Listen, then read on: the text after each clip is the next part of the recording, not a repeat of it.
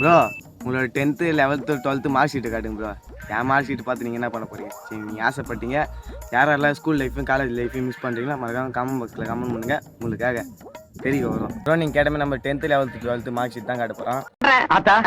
இவர் தான் மானஸ்தன். வணக்கம். மானஸ்தனா? இதான் நம்மளோட 10th மார்க் ஷீட்டு.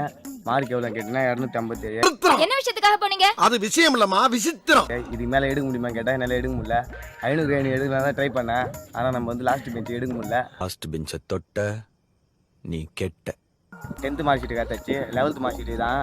இதில் வந்து 600 மார்க்கு. நம்ம 500 மார்க்கே எடுக்க முடியும்னு நினச்சேன். ஆனால் 6 மார்க் ட்ரை பண்ணி எடுக்கலாம்னு நினச்சேன். ஆனால் நம்ம கொரோனா வந்து நம்ம கையை கட்டி போட்டுது. அதனால் 6 மார்க் எடுக்க முடியல. அது 12th மார்க் ஷீட் தான். அதில் வந்து கொரோனா தான்.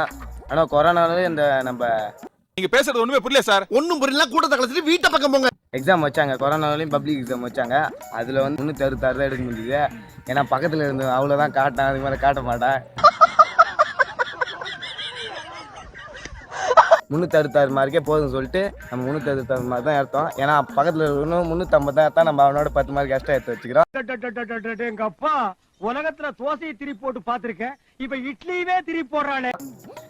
வீடியோ பிடிச்சதா மறக்காமல் சப்போர்ட் பண்ணுங்கள். நம்ம யூடியூப் பயோவில் நம்ம இன்ஸ்டா ஐடி இருக்குது. மறக்காமல் அதையும் ஃபாலோ பண்ணுங்கள், சப்ஸ்கிரைப் பண்ணுங்கள்.